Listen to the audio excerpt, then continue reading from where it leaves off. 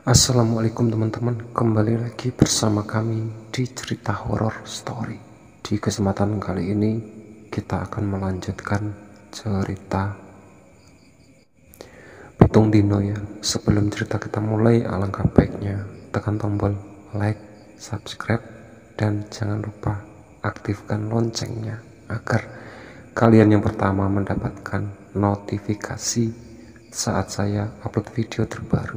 Oke? Gemertak suara kerikil dan ban terdengar saat mobil Cherry itu memasuki pekarangan tanah yang lapang. Roso memarkir mobil di bawah rimbunan sebuah pohon rambutan besar. "Mana tasnya, Mas? Saya bawakan." Roso bergegas turun dari kursi sopir. Ia menawarkan bantuan. "Oh alah, wes tah, kayak sama siapa aja." Yudis menolak ramah. Ia mengambil tas bawaannya dari kursi belakang, disusul Naya turun dari mobil. "Oke deh, kalau gitu aku langsung saja, Mas." Roso mengangguk. Ia kembali ke kursi mobil. "Loh, mau kemana? Kok buru-buru?" Yudis menganggul tas karirnya. "Ada urusan bentar, tadi belum selesai soalnya." Roso menutup pintu mobil. "Walah, aku jadi ngerobetin sampean, harus jemput ke stasiun dong." Yudis menggaruk kepala tak enak. "Alah Mas, kayak sama siapa aja." Roso berkekeh. Ia mengendarai mobil itu meninggalkan rumah. Naya berdiri sejenak memandangi rumah tempat Yudis menghabiskan masa kecilnya. Rumah itu berukuran lumayan besar, terdiri dari 2 lantai. Bagian pondasinya terbuat dari batu-batu vulkanis yang dicat hitam. Lalu keseluruhannya dindingnya dibuat dari kayu. Rumah ini sudah ada sejak zaman kakek buyut Yudis, dibangun saat masih zaman perang kemerdekaan. Kakek buyutnya adalah tuan tanah di daerah sini. Lalu saat perang usai, sebagai besar lahan kebun dibeli oleh PTPN, menyisakan sebagian hektar kebun kopi saja di sekitar desa. Rumah itu terdiri dari 2 bagian, rumah utama di depan dan sebuah rumah agak terpisah di belakang tempat tinggal Roso. Ada sebuah bangunan tambahan kecil, tempat garasi mobil. Rumah yang sangat kuno namun terlihat masih rapi dan indah. Pepohonan di sekitarnya begitu rimbun dan teduh. Dedaunan tanaman hias meramaikan sekeliling rumah. Naya tersenyum. Ia hanya pernah sekali ke sini dan sebentar saja. Ia jatuh hati lagi dengan tempat ini. "Ibu." Naya setengah berlari mendekati Bu Retno, mertuanya yang tengah duduk di ranjang. Dengan sopan, ia mencium tangan sang ibu, lalu mengecup pipi dan keningnya. "Mantuku." Bu Retno nampak sumringah dengan kedatangan Naya. Ia membelai wajah menentunya. "Jan, ayo tenan." Naya hanya tersenyum. Ia melepas gendongannya lalu menidurkan Amar di sebelah neneknya. Amar menguap lebar, merentangkan tangan lalu berguring pada neneknya. "Duh Gusti, putuku." Bu Retno tertawa. Jarinya yang keriput gemetaran mengusap pipi Amar yang penuh. Dengan suara parau, ia menyanyikan lagu Nina Bobo zaman dahulu. "Talelo lelo lelo lego, jep turu anakku sing kuncung." "Ibu sudah sehat." Yudis mencium tangan Bu Retno. Ia memijit kaki sang ibu. "Roso bilang kemarin ibu jatuh pingsan di kamar mandi." "Ya namanya orang sepuh." Bu Retno berkekeh.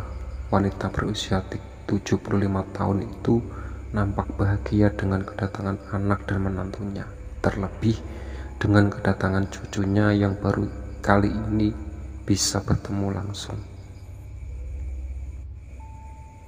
Yudis duduk di tepi ranjang, berbincang dengan ibunya mengenai bermacam hal, sementara sang ibu menanggapi sambil bermain dengan Amar yang masih tidur.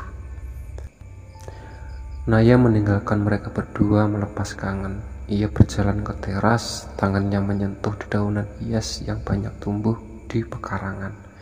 Matahari bersinar cerah di balik bayang-bayang pohon besar. Ia tersenyum, memuaskan pandangan dengan keindahan di sekitar rumah tua itu. Jam bandul kuno di ruang tamu berdenting 7 kali, menunjukkan bahwa malam telah menyelimuti desa. Suara jangkrik di pekaraman riuh meramaikan suasana. Pepohonan di sekitar rumah menjadikan hawa terasa sejuk. Tiang lampu di ujung pekarangan membuat sekitar tak terlalu gelap. Yudis yang baru saja mandi berjalan ke teras dan mendapat istri dan ibunya tengah bercengkrama di meja depan. Ibunya duduk di kursi rotan sambil menimbang Amar yang terbaru bedong dalam gendongannya. Satu tangannya memegang dot berukuran 75 mm. Naya menuangkan teh hangat di cangkir-cangkir yang tertata di meja. Yudis tersenyum melihat wajah istrinya. Sepertinya ia sangat betah di sini. Roso belum menikah, Bu. Yudis menggosok rambutnya dengan handuk. Tanpa oer misi, ia menenggak cangkir teh milik Naya. Belum, padahal ibu sudah berkali-kali nasihatin dia. Bu Retno menghela nafas panjang. Calonnya, tapi sudah ada kan? Anak sini mungkin? Yudis kembali bertanya. Lah, di desa ini isinya seumuran ibu semua, Le. Bu Retno tertawa. Ia membelai kepala putranya. Ya kamu cariin, Ki. Udah waktunya anak itu berumah tangga. Gimana, Nay? Kamu mau bubuk sama Roso? Yudis mengedipkan matanya menggoda Naya. Tak tutuk loh mas dasmu. Naya mencubiti pundak Yudis. Aduh. Yudis memegangi tangan ibunya. Bu, lihat ini loh tingkah mantumu. Bu Retno tertawa melihat tingkah anak dan menantunya. Ia menepuk-nepuk cucunya yang terusik suara keduanya. Tiba-tiba angin berhembus agak kencang. Dedaunan kering di pekarangan bergemeresek, tersapu di tanah. Dinginnya terasa sedikit menusuk, membuat Bu Retno yang sudah sepuk berbatuk-batuk keras. Waduh, ibu masuk saja, Bu. Yudis memijat punggung ibunya. Ibu, gak apa-apa, ujar Bu Retno di sela batuknya. Sudah, kita masuk saja, Bu. Naya beranjak dari tempat tidurnya. Ia merapatkan kain gendong Amar. Amar juga kasihan, nanti genan. Kamu sama ibu masuk dulu, ini nanti aku yang beresin. Yudis menunjuk ke arah cangkir dan teko teh yang ada di meja. Ia menuntun sang ibu yang berjalan tertatih ke dalam rumah. Sejenak Yudis berbalik hendak menutup pintu. Angin kembali berhembus kencang menggoyang dedaunan rambutan di pekarangan. Mata Yudis mengikuti gerakan daun-daun itu tanpa sengaja menangkap sesuatu. Sebuah bayangan putih di antara rimbunnya daun rambutan di tengah pekak. Cuk, Yudis mengumpat kaget. Ia mengerjapkan matanya berkali-kali. Tak ada apa-apa. Asu marai kaget, ujarku sebal. Ia lalu menutup pintu. Hari telah menjelang siang saat Yudis terlihat tengah duduk di teras. Ia nampak sibuk mengetik berlembar-lembar laporan yang ia bawa dari Surabaya. Di sampingnya tertata satu muk blirik berisi kopi dan gelas yang terisi penuh. Sibuk, Mas? Roso menyapa dari pekarangan. Ia memakai sepatu kuli, celana training, dan topi rimba. Pakaian yang biasa digunakan ketika hendak memeriksa kebun. Oh, mampir dulu sini ngopi. Yudis mengangkat muk. Ia hampir tidak sempat berbincang dengan Roso sejak kemarin. Sudah kesiangan, Mas. Roso hanya mengangguk. Ia menyalakan mesin mobil Cherry dan meninggalkan pekarangan rumah. Jejak debu masih berterbangan ketika mobil itu sudah berjalan jauh. Matahari sudah mulai condong ke barat. Saat Yudis menyelesaikan semua pekerjaannya untuk hari itu, ia meregangkan punggung dan tangannya, dipandangi suasana rumah tempatnya tumbuh sambil menghirup nafas panjang.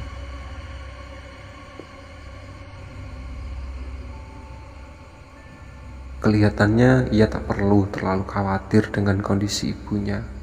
Besok subuh ia bisa kembali ke Surabaya dengan tenang, mengingat Roso juga lancar mengurus semuanya.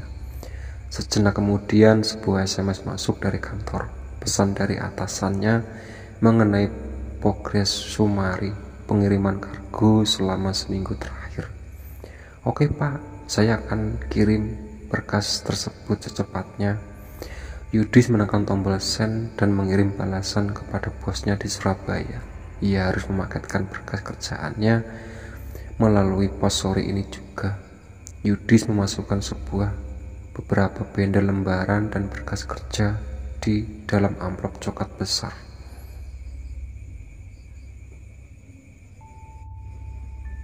Kamu mau kemana? Naya muncul dari dalam masih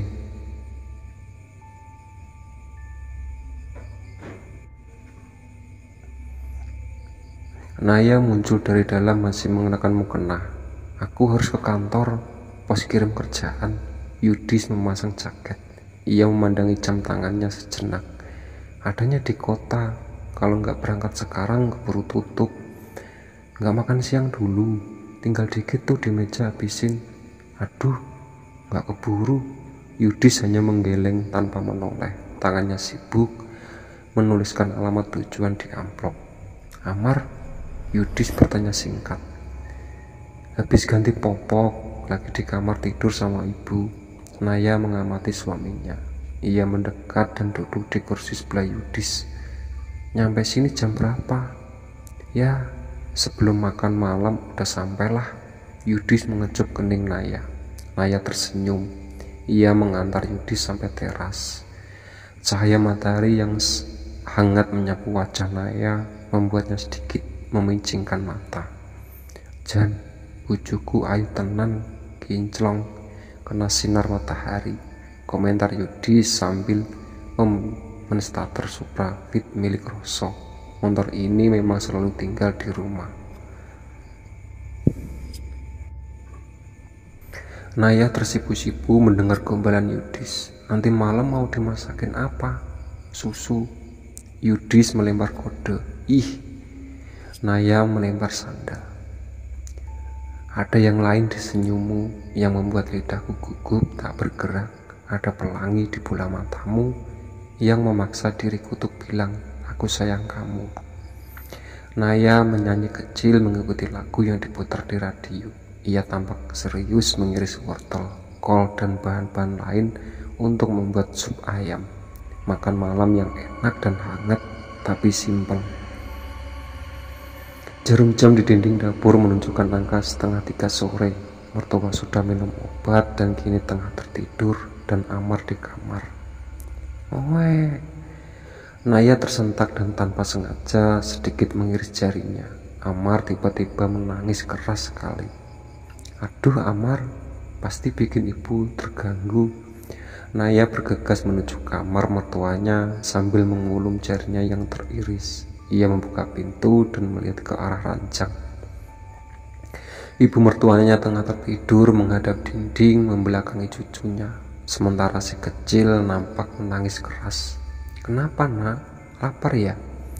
Nanya berbisik sambil menggendong Amar. Ia menimang-nimang bayinya sambil berusaha menenangkan tangisannya.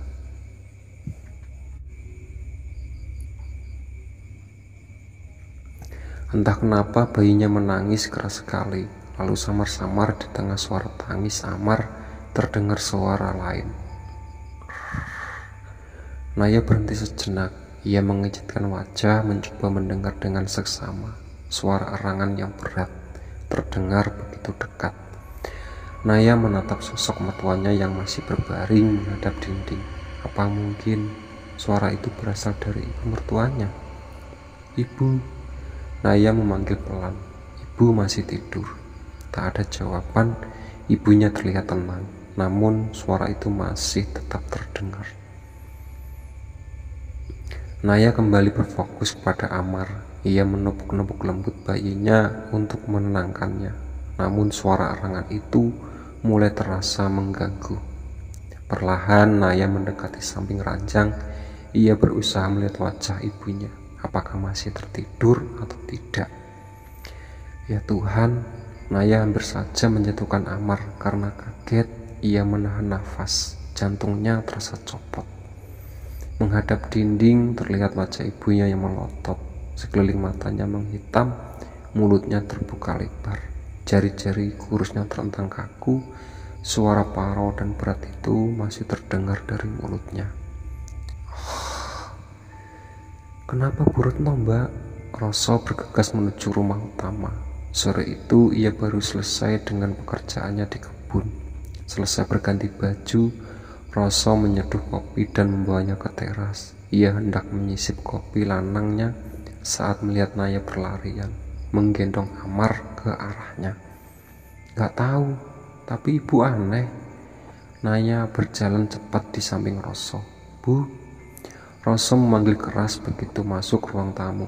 Ia langsung menuju pintu kamar Bu Retno. Begitu membuka pintu, Roso seketika mematung diam di pintu kamar. Kenapa, Mas? Naya segera menyusul lalu mengintip dari luar. Ibu mertuanya tengah kelonjotan dirancang dengan wajah kesakitan. Matanya terbelah lebar, tangan dan kakinya tertekuk dalam posisi yang tidak wajar. Dari mulutnya, suara arangan itu masih terdengar.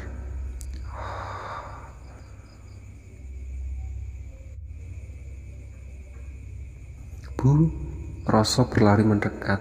Ia memegangi tangan Bu Retno. Bu Retno kenapa? Naya hanya bisa berdiri kebingungan, tak tahu harus berbuat apa. Ia ingin membantu, tapi Amar dalam penggendongan. Bruk. Dari mulut mertuanya tersembur darah berwarna kehitaman, membanjiri lantai dan spray. Ibu. Naya hanya mendekat. Cepat kasih tahu Mas Yudis, Mbak. Roso berusaha memegangi tangan dan kaki Bu Retno yang masih kelonjotan. Tapi Naya tergagap. Ia baru saja hendak berbalik ketika tiba-tiba terdengar suara yang membuat ngilu. Krak. Terdengar suara derak keras seperti suara tulang yang patah. Ibu mertuanya mengelincang di atas ranjang dengan tubuh menekuk kaku. Matanya masih melotot, lekat ke arah Naya. Bu Retno, Bu Retno. Roso memanggil-manggil.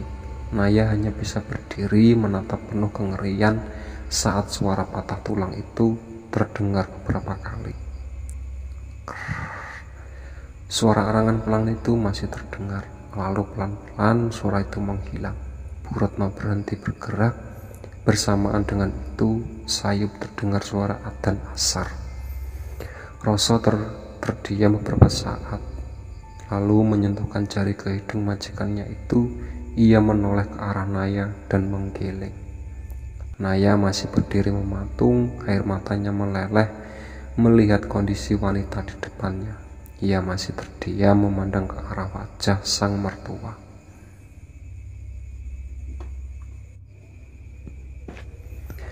Mata ibu mertuanya yang melotot seakan penuh amarah terpaku ke arahnya, bukan tapi ke arah bayinya.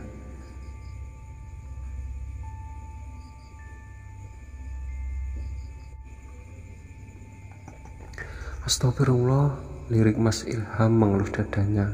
Kaget saat pertama kali masuk ke kamar Bu Retno.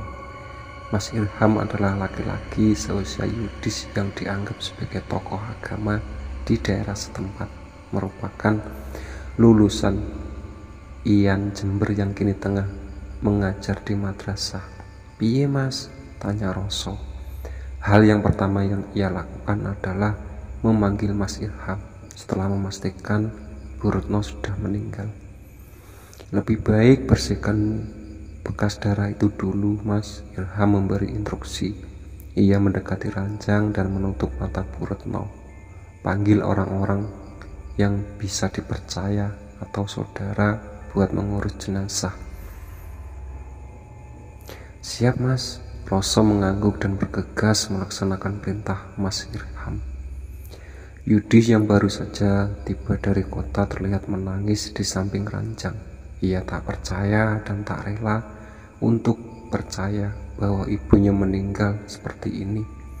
Baru saja tadi pagi ibunya masih bercanda dengan cucunya, sekarang sudah tiada. Mas Yudis turut berduka cita. Mas Irham berjongkok di sebelah Yudis. Ia mencoba menghibur Yudis, tapi sekarang Mas Yudis harus bantu saya mengurus jenazah ibu. Orang luar jangan sampai melihat ibu kayak gini. Yudis mencekak air matanya sambil sesekukan. Ia berdiri dan menenangkan dirinya sejenak, lalu bersama Mas Irham membereskan spray dan mengepel lantai yang penuh darah. Saya sudah info ke Pak RT, sebentar lagi akan diumumkan dari musola.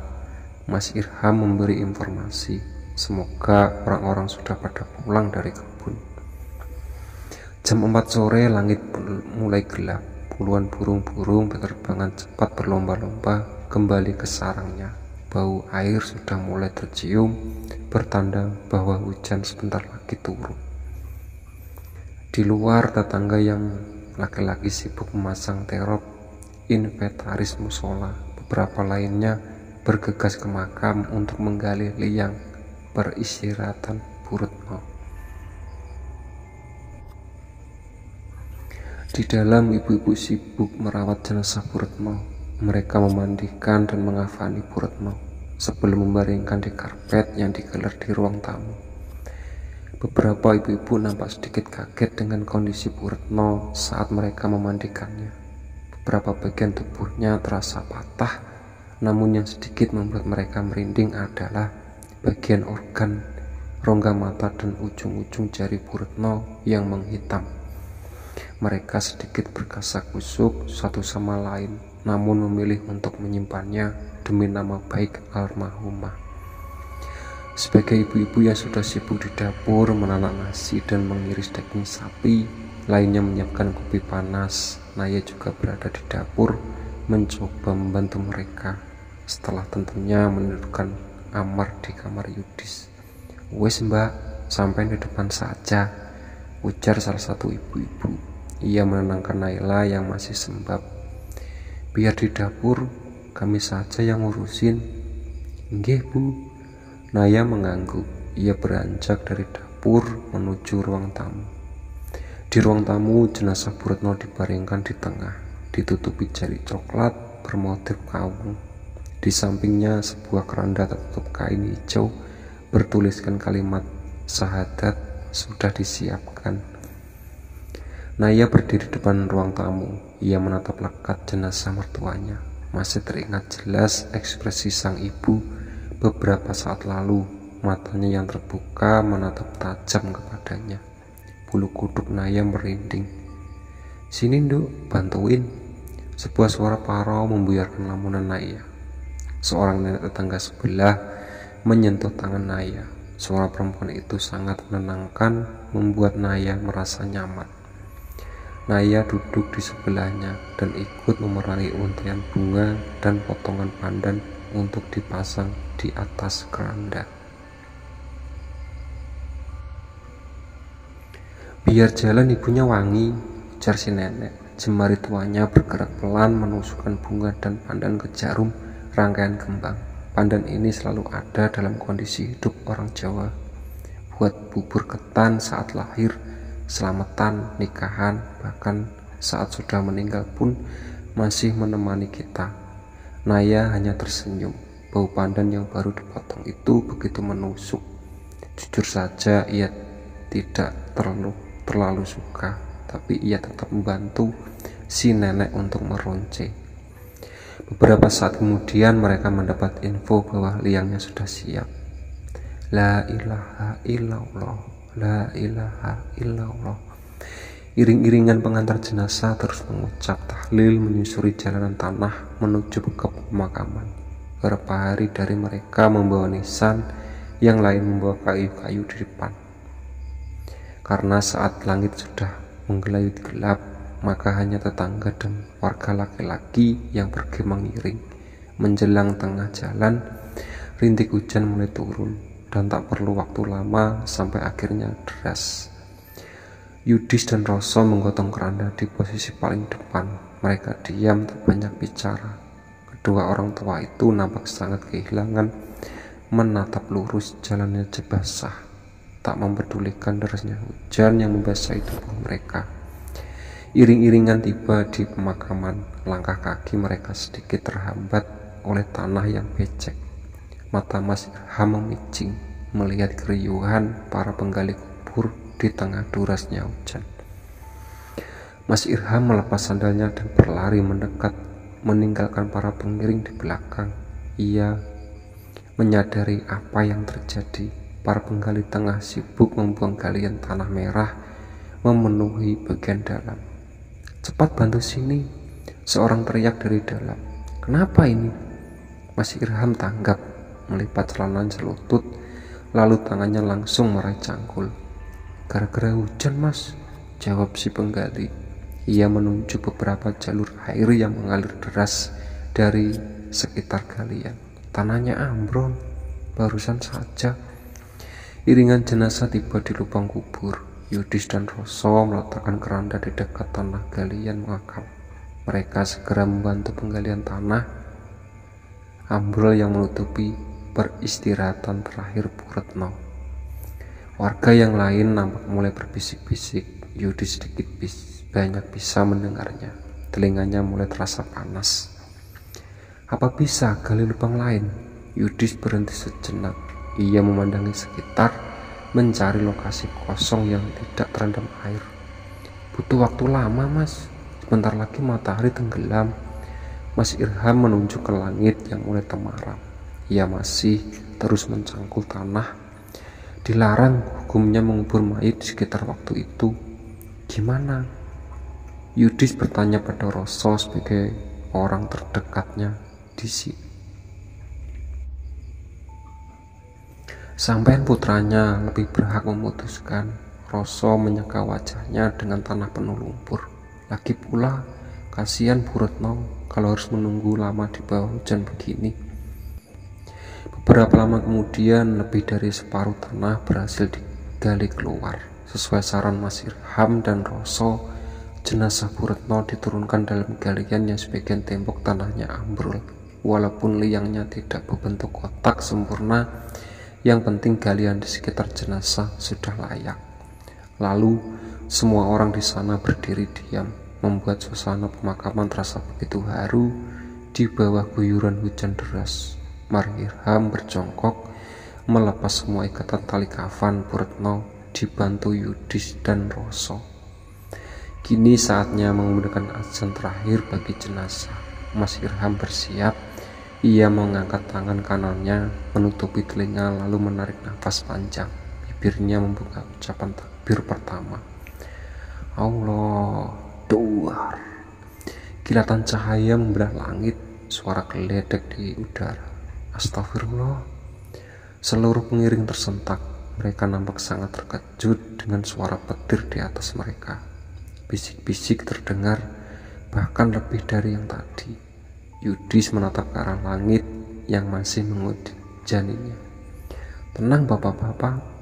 Mas Irham menenangkan warga yang mulai berasumsi aneh-aneh. "Lebih baik kita segera selesaikan proses pemakamannya." Kemudian lantunan azan indah berkumandang di tengah derasnya hujan. Lantunan itu seakan menjadi pengiring terakhir kepergian Bu Retno. Dipan kayu mulai dipasang. Lalu tanah basah merah segera itu diuruk kembali. Sekop demi sekop menutupi lubang berisi satu jenazah yang tak akan kembali lagi. Oke, ya itu tadi cerita dari Pitung Dino ya. Nantikan part selanjutnya. Oke, dadah.